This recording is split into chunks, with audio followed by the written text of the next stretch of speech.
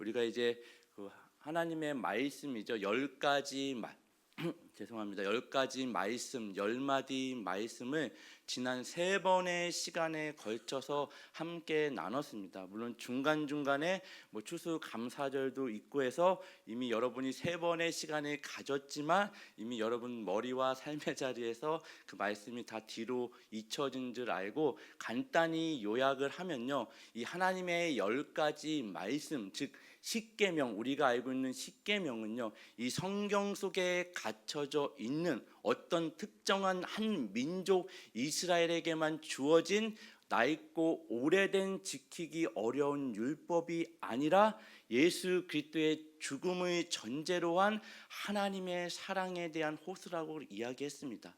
기억하시나요? 하나님이 자기 자신을 선언하시는 거예요. 이 10가지 말씀을 통해서 단지 내가 지킬 수 없는 어려운 말씀, 명령, 율법이 아니라 이미 예수 그리스도 어린 양의 공로로 말미암아 우리를 어떻게 사랑하시는지 그 십자가에서 처절히 외치시며 그 사랑에 반응하라고 부르시는 그 말씀이 십계명입니다. 이해가 되시나요? 10가지 하나님의 말씀, 하나님의 자기 선언입니다. 오늘은 이 10가지 말씀 중에 3번째 말씀, 3계명인 내 하나님 여호와의 이름을 망령되게 부르지 말라라는 그 말씀을 가지고 함께 나누고자 합니다. 혹 어떤 분들은 목사님 이 10가지의 말씀 중에 명령 중에 그래도 다른 건 좀 제가 지키기 어려운데 이 3번째 명령은 좀 지키기 수월한 것 같아요 라고 말씀하시는 분도 계신데, 정말 이 하나님의 이름을 망령되게 부르지 말라는 말씀의 진정한 의미를 우리가 안다면 이 말씀만큼 나에게 주어진 그 삶의 자리, 모든 시간마다 이 말씀대로 지키며 살기는 굉장히 어렵다는 걸 알게 될 것입니다. 결코 쉬운 말씀이 아니에요. 이런 차원에서 오늘 본문 말씀인 7절을 우리 같이 다시 한번 읽어보도록 하겠습니다. 너는 내 하나님, 시작.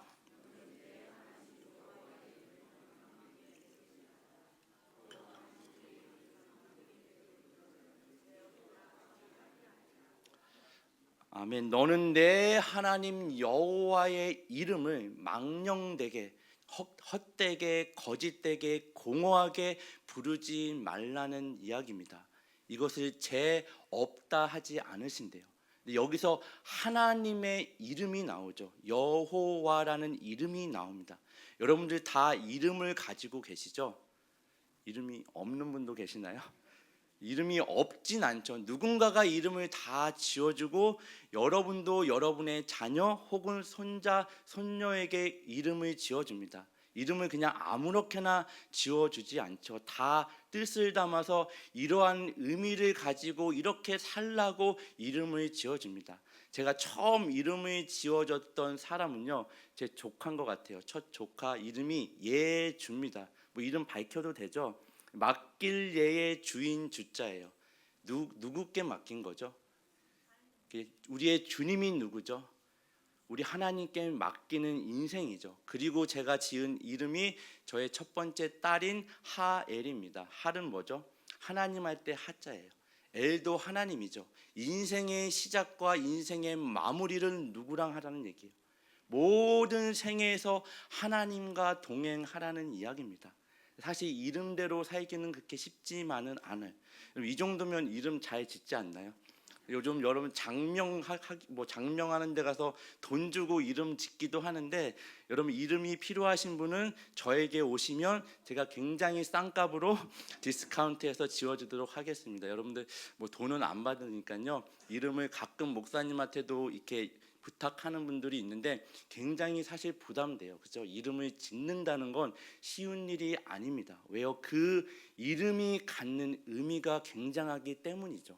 여러분 기업들도 다 기업마다 브랜드의 이름이 있죠. 이름이 있고 가치가 있습니다. 여러분 2025년도 기준으로 세계 기업 브랜드 가치 순위를 보니까 1위가 어떤 기업인 것 같아요? 저는 의회였거든요. 어디라고요? 애플입니다. 여전히 애플이 1위더라고요. 그다음에 2위가 구글, 2위가 죄송합니다. 2위가 마이크로소프트웨어 그 회사고요. 3위가 아마존이고 4위가 구글입니다. 3위가 아마존, 4위가 구글. 순위가 좀 바뀔 줄 알았더니 여전히 1위가 애플이더라고요. 5위가 어딘지 아세요? 우리나라 기업이더라고요. 놀랍더라고요. 삼성입니다. 세계 기업 중에 브랜드 가치 5위에 있다는 건요, 여러분 놀라셔야 돼요. 여러분 한국 사람 아니세요? 그런 놀라지도 제가 미국에 있다 보니까 한 15년 전만 해도 현대차, 기아차들이 많이 있긴 했지만 제일 많이 타는 차는 일본 차였습니다. 도요타 뭐 이런 차들을 미국 사람들이 가장 많이 타고, 이제 백인 나이가 드신 분들은 이제 미국 차들을 많이 타세요. 뭐 포드나 캐딜락이나 미국 차들을 자기 나라 차를 많이 타긴 하는데, 요즘 들어 한국 차가 굉장히 많아요. 현대차, 기아차. 물론 이제 수출하는 차가 뭐 더 좋게 만든다는 얘기도 있지만, 어쨌든 가만히 보면요, 이 현대라는 기업 세계적으로 봤을 때 자동차를 완성해서 완제품으로 수출하는 나라는 그렇게 많이 없습니다. 삼성, 현대 이런 기업들을 보면 이 작은 나라에서 그런 세계적인 기업들이 나온다는 건 여러분 굉장히 놀라운 일입니다. 전혀 여러분들은 놀라워하지 않으시는 것 같은데, 여러분 그 외국에 나가 보면 알아요. 이게 한국 기업들의 위상이 어떤지. 그래서 미국의 중산층 이상 잘 사는 집안의 어떤 그 기준이 있는데, 예전에는 이제 집안마다 가전제품이, 예를 들면 잘 사는 집은 삼성 TV가 있는 집, 약간 이런 브랜드 이미지가 있습니다. 놀랍지 않나요?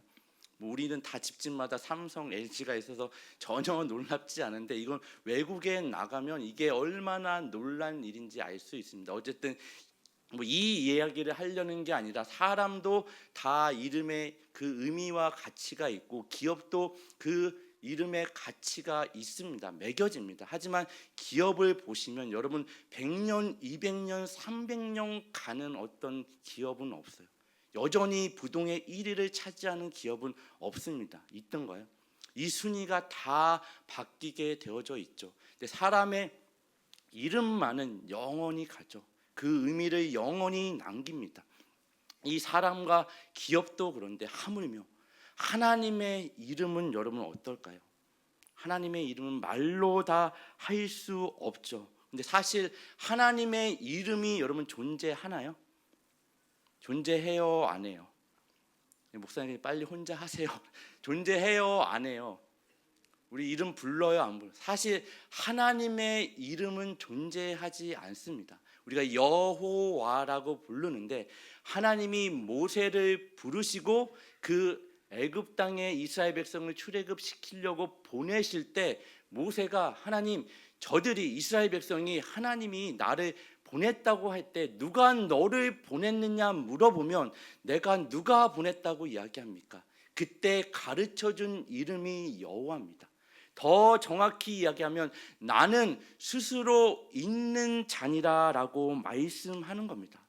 나는 스스로 있는 자니라. 이게 무슨 얘기죠? 그 시브리 말로는 야훼입니다. 나는 스스로 있는 존재다. 헬라 말로는 에고 에임입니다. 예수님이 그 신약 시대 요한복음을 보면 이 말씀을 굉장히 많이 쓰세요. 에고 에임이 나는 생명의 떡이다. 나는 빛이다. 나는 스스로 있는 존재다. 이걸 영어로 하면 뭐라고 그랬죠? I am who I am입니다. I am that I am. 나는 스스로 있는 자니라. 사실 이름이 아닌 하나님이 어떤 존재인지를 모세에게 가르치고 소개하고 신학적인 용어로 계시한 겁니다. 나는 스스로 있는 존재다. 이 가르침 앞에 사실 모세는 어떤 반응이었죠? 하나님 내가 가겠습니다가 아니라, 사실 모세는요, 속마음은 이런 거죠. 하나님 내가 젊었을 때 정말 애굽의 왕자라는 신분을 가지고 어떤 권력의 자리에 있을 때는 가만히 계시다가, 이제는 도망자로 광야에 40년의 시간을 보내고 내 손에 아무것도 없고 늙어서 정말 아무것도 할 수 없을 것 같을 때 이제 찾아오셔서 뭐 하시는 거예요? 하나님, 무슨 일을 이런 식으로 하세요? 이 말 앞에, 이 반응 앞에 하나님이 뭐라고 대답했다고요? 나는 스스로 있는 자니라. 모세야, 내가 애굽의 왕자로 있을 때, 젊었을 때도 나는 너의 하나님이었고, 지금도 내가 늙고 아무것도 할 수 없을 것 같다고 여기는 그 순간에도 나는 너의 하나님이야. 앞으로도 여전히 나는 너의 하나님이야. 나는 한 번도 하나님의 길을 멈추거나 중단할 수 없는 존재, 그게 나는 스스로 있는 자입니다. 그게 나는 여호와니라. 여러분이 이런 불만 하나님께 하지 않나요? 하나님 뭐 하시는 거예요? 왜 일을 이런 식으로 하세요? 그때 하나님이 우리에게 주시는 답이 뭐라고요? 나는 스스로 있는 자니라. 하나님에 대해서 우리는 잘 모릅니다. 하나님이 어떤 분인지, 내가 생각하는 그때의 하나님이 일하지 않으셔도 여전히 이 세상의 역사, 내가 깨닫지 못하는 시간은 흘러가죠. 어떤 타이밍에 하나님이 이 시간을 위해서 나에게 숨겨둔 시간을 두셨구나. 내가 깨닫지 못하는 시간, 보지 못하는 시간, 우리는 모든 시간을 다 모르죠. 그게 요셉이 애굽의 총리에 있을 때 고백 아닌가요? 하나님이 이때를 위해서, 여러분, 요셉이 팔려가죠. 아니, 죽임을 당할 뻔하다 팔려갑니다. 그의 인생이, 여러분, 성경을 그냥 읽으니까 아무런 감흥 없이 읽으시죠. 배다른 형제들에게 죽임을 당할 뻔해요. 노예로 팔려가요. 그럼에도 불구하고 신앙을 지켰는데 감옥에 무고죄로 들어갑니다. 이게 하나님의 인도하는 인생인가요? 근데 성경은 그가 하나님이 함께 하심으로 형통했대요. 이해가 되세요? 이 시간들 어떻게 받아들였을까요? 정말 죽을 지경이었겠죠. 나중에 그가 깨닫지 못하는 모든 시간을 다 지나고 나니까 하나님이 이때를 위해서, 이게 나는 스스로 있는 자라는 말입니다.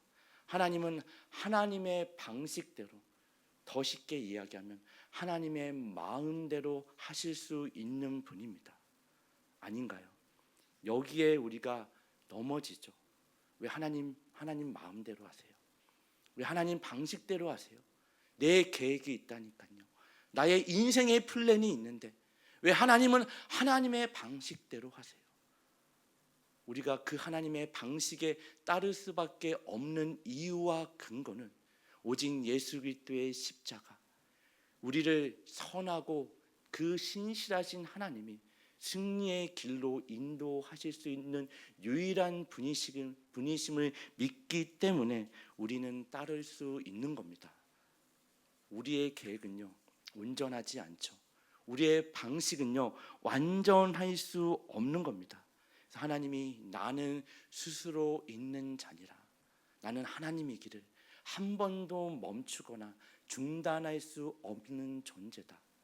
그리고 그 이름이, 설명이 나중에 하나의 단어가 돼서 이름이 형성된 겁니다.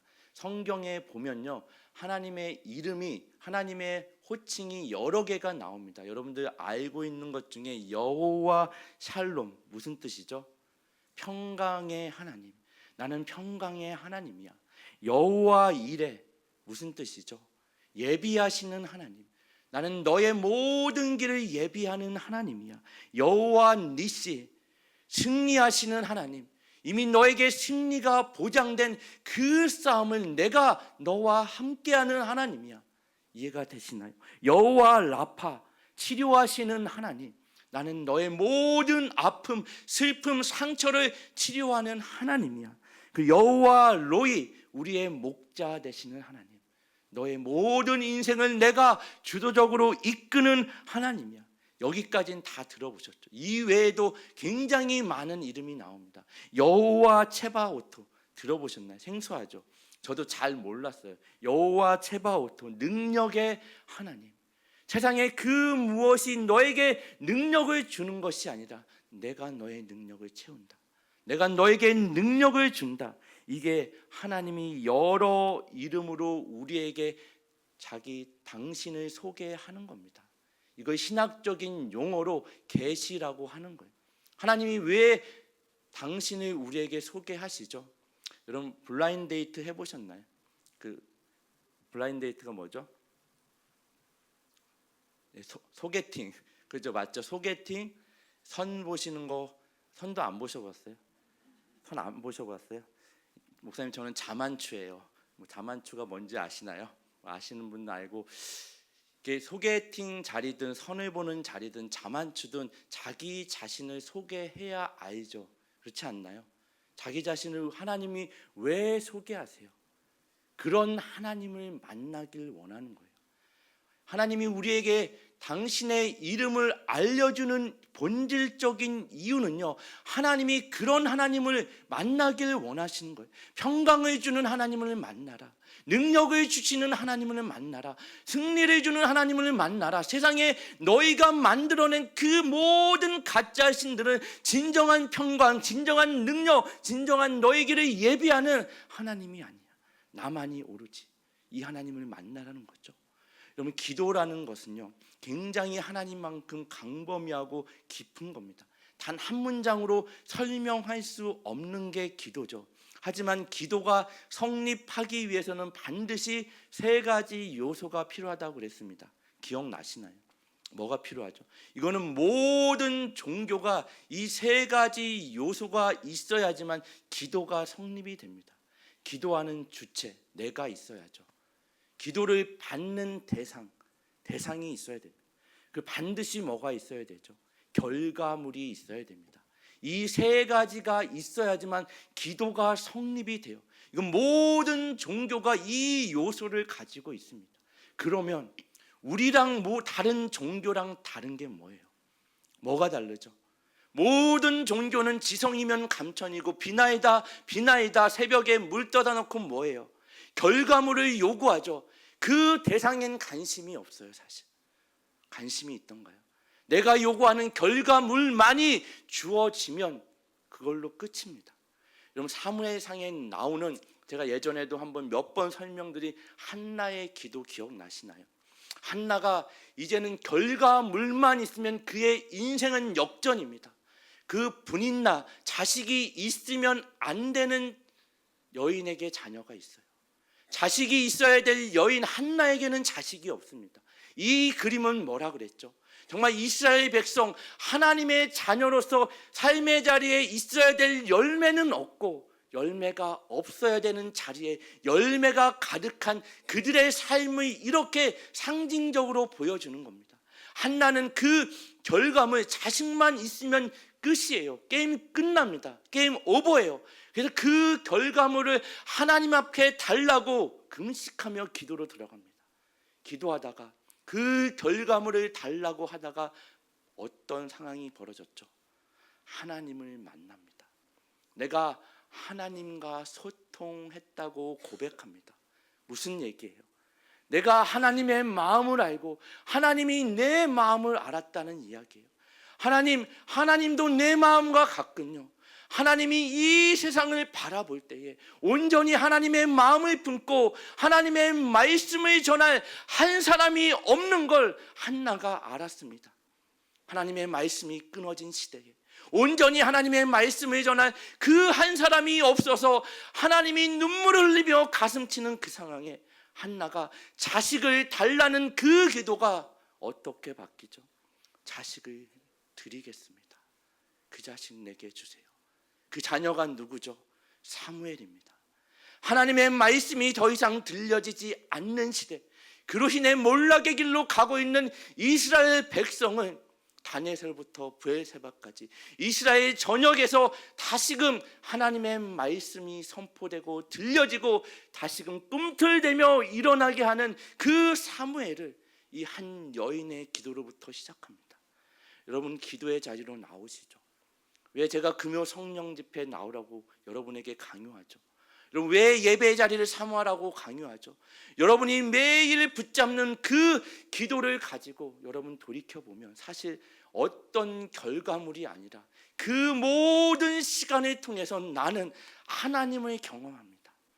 하나님이 얼마나 부유하고 풍성하신, 정말 우리가 다 말로 표현할 수 없는 그 하나님을 뭐 하는 거예요? 경험하게 되는 겁니다. 굉장히 중요한 말씀이죠. 기도하다가 결과물이 아닌 하나님을 경험하는 삶, 이게 하나님이 우리에게 요구하시고 하나님의 이름을 가르쳐 주시는, 계시하는 근본적인 그 목적과 이유입니다. 그래서 하나님께서 자기 이름을 주실 때 망령되게 부르지 말라는 이야기는 남용하고 오용하지 말고, 거짓되게 헛되게 공허하게 부르지 말고, 그 삶의 자리에서 진실되게 나를 찾고 나를 만나라는 이야기입니다. 이 주님을 만나야지만 우리는 진정한 길이요 진리요 생명 되신 예수 그리스도 안에서 그 인생의 길을 걸어 나갈 수 있는 줄 믿으시기 바랍니다. 여러분, 사도행전 2장으로 오셔서 21절을 보면 누구든지 주의 이름을 부르는 자마다 뭐 한다고요? 구원을 받으리라. 누구든지입니다. 차별이 없으신 주님, 누구든지 내 이름을 불러라. 여호와 샬롬, 여호와 이레, 여호와 니시, 그 여호와 하나님이 우리에게 가르쳐 주신, 다른 데는 승리가 없다, 다른 데는 진정한 평강이 없다, 다른 곳에는 진정한 너를 치료할 능력이 없다. 이 여호와의 이름을 부를 때만 진정한 구원을 얻을 수 있는 줄 믿으시기 바랍니다. 우리는 기도의 자리로 나와 어떤 결과물, 하나님 내게 어떤 보상을 주셔야죠. 내가 예수 믿고 이렇게 몸부림치며 하나님 그래도 나름대로 신앙생활 하는데 내 손에 어떤 보상을, 결과물을 주셔야 내가 세상에 나가 담대하게 당당하게 서 있죠. 잘 주시지 않죠. 왜 안 주시죠? 우리가 이미 받은 보상은 뭐라 그랬죠? 그 보상은 뭐죠? 저와 여러분은 이미 그 보상을 다 받으셨습니다. 하나님을 아버지라 부를 수 있는 자리, 이 예배의 자리에 나와 하나님을 아버지라 부르며 예배자로 서 있는 건 여러분 굉장한 특권입니다. 쉽게 생각하지 마세요. 아무나 이 자리에 나와 아무나 하나님을 예배할 수 없어요. 우리는 그 보상을 받고도 다른 보상을 요구합니다. 하나님이 예수 그리스도로 말미암아 우리에게 이미 그 보상을 다 주셨는데, 하늘에 계신 우리 아버지요, 뭐라 그랬죠? 우리와는 격이 다른 창조주 되신 그분이 우리의 뭐가 되신다고요? 아버지가 되십니다. 그러니 하늘에 계신 우리 아버지요, 우리의 아버지가 우리의 필요를 채우죠. 그러니 그 십계명 10가지의 말씀 안에 모든 말씀은 하나님으로부터 주어지는 능력으로 행하는 겁니다. 도둑질하지 마라. 뭐라고 그랬죠? 다 남의 거 뺏을 필요 없다. 남하고 비교할 필요 없다. 너의 필요는 내가 채운다. 내 안에서 만족해라. 이게 10가지의 말씀이 주어지는 이유입니다. 그럼 디도서로 가서 1장 16절 말씀을 보면 그들이 하나님을 시작, 같이 읽겠습니다. 그들이 시작.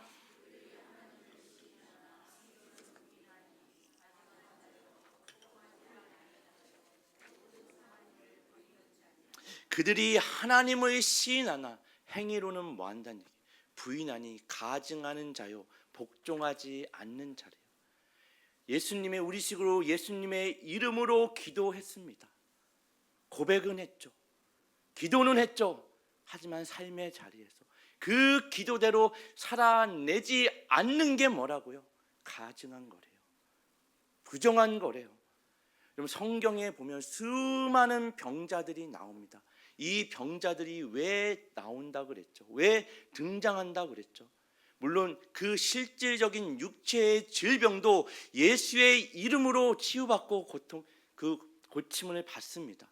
하지만 이 예수님이 치유하시는 근본적인 목적과 상징은요, 가난한 자에게 복음이 임하는 겁니다. 눈먼 자에게 눈을 뜨게 하시는 거죠. 가난한 자가 누구라고요? 심령이 가난한 자는 복이 있나니 천국이 저희 것임이요, 나는 반드시 누군가의 도움 없이는 구원을 받을 수 없는 존재라는 걸 아는 자, 그 자들에게 복음이 임하는 겁니다.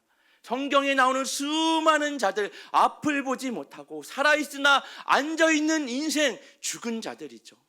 살아있으나 살아있는 자들이 아닙니다. 보지 못하는 자들입니다. 정말 봐야 될 것을 보지 못하고 들어야 될 소리를 듣지 못하는 자들. 성경의 중풍병자를 예를 들어 볼까요? 중풍병자의 그 병의 특징이 뭐죠? 머리로는 알지만 몸이 따르지 않아요. 내가 머리로는 지금 이 성경을 넘겨야 되는데 몸이 움직이지 않아요. 그게 중풍병자죠.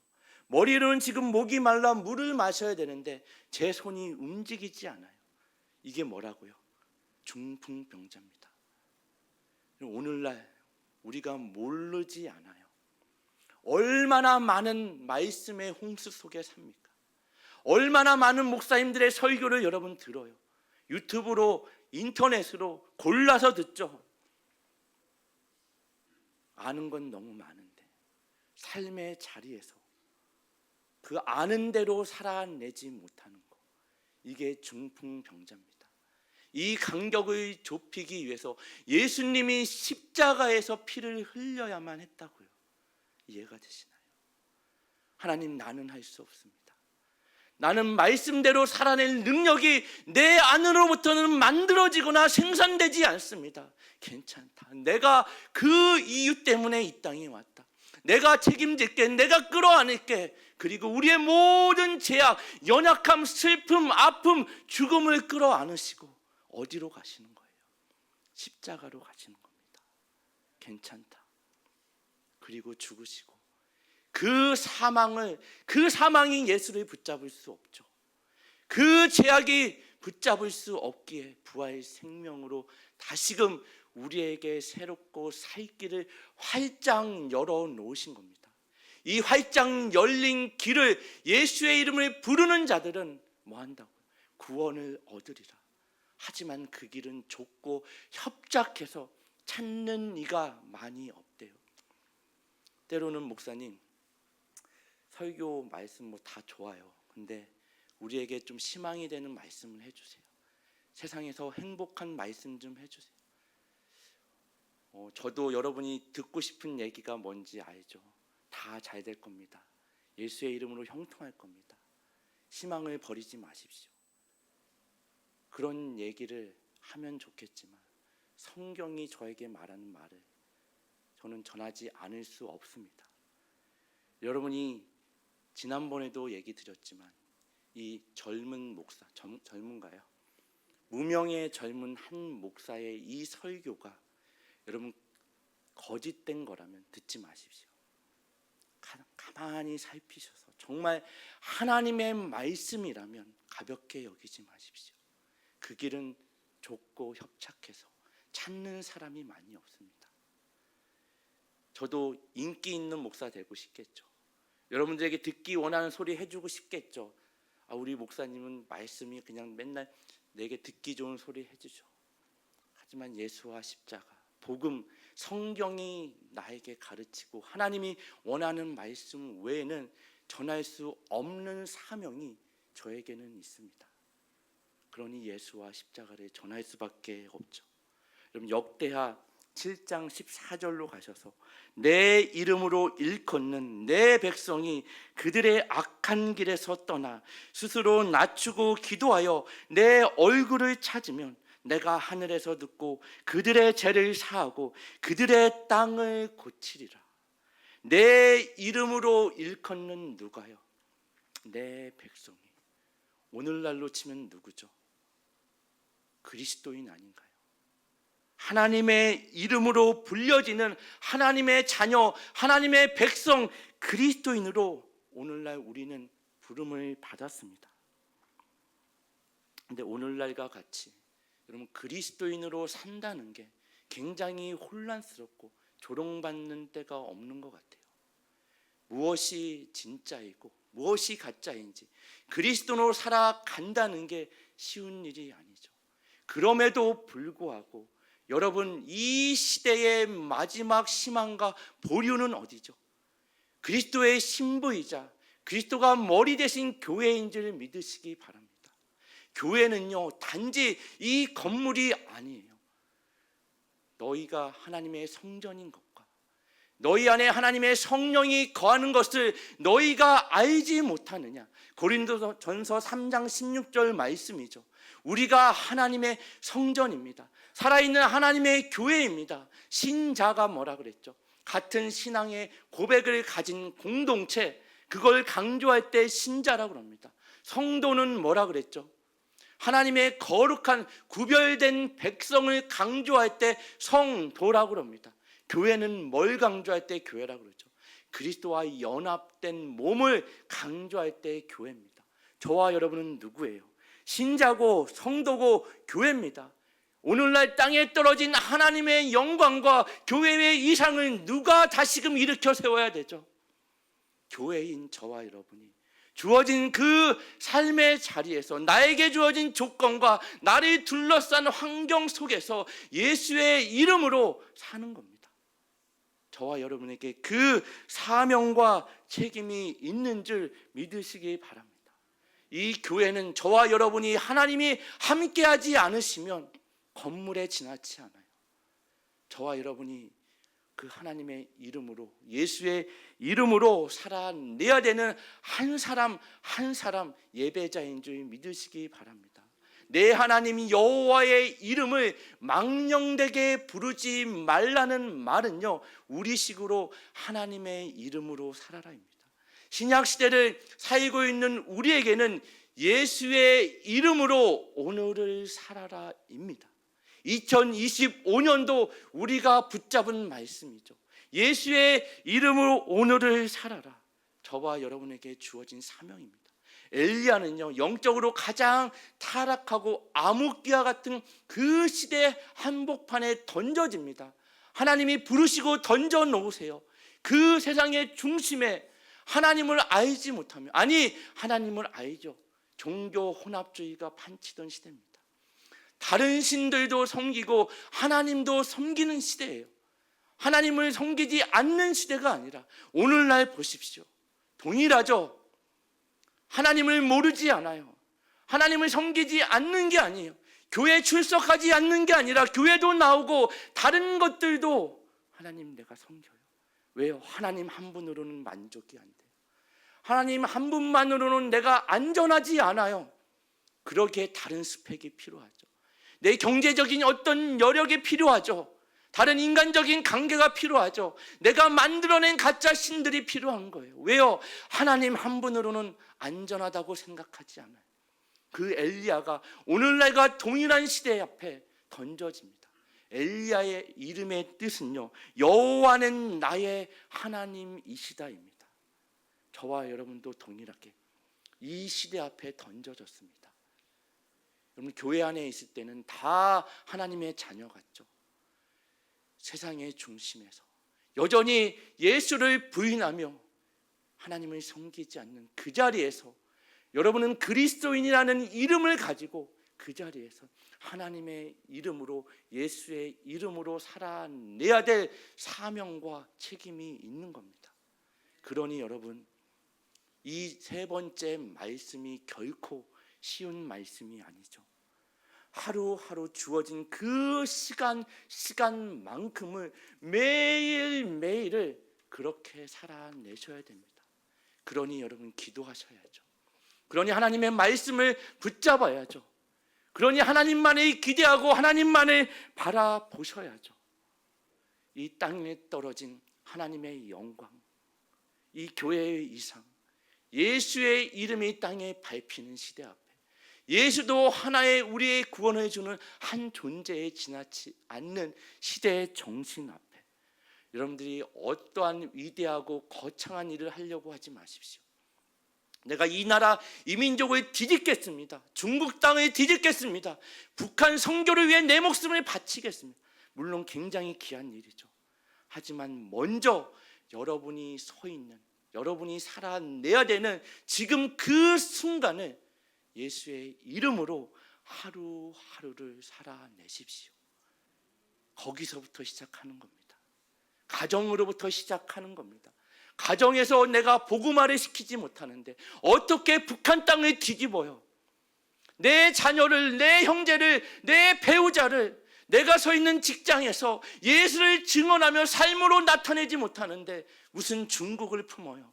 이 나라 이 민족을 어떻게 품어요? 여러분이 주어진 그 시간만큼, 그 하루만큼 자라나는 겁니다. 그 하루만큼, 그 고통스러운 순간을 통해서 기도의 자리로 나와 기도할 수 없는 그 시간에 하나님, 내가 무릎을 질질 꿇으며 주님 앞에 나왔습니다. 불쌍히 여기시고 긍휼히 여기셔서 하나님, 나를 살려주십시오. 나의 기도를 들으시옵소서. 오늘 하루를 살아낼 힘을 나에게 허락하여 주십시오. 그 하루만큼 하나님을 경험하는 겁니다. 그 하루만큼 하나님을 알아가는 겁니다. 평강의 하나님, 예비하시는 하나님, 능력의 하나님, 치료하시는 하나님, 승리하시는 하나님, 그 하나님을 부유하고 풍성하게 경험하시는 모든 새마음교회 예배자 되시기를 예수님의 이름으로 축원합니다.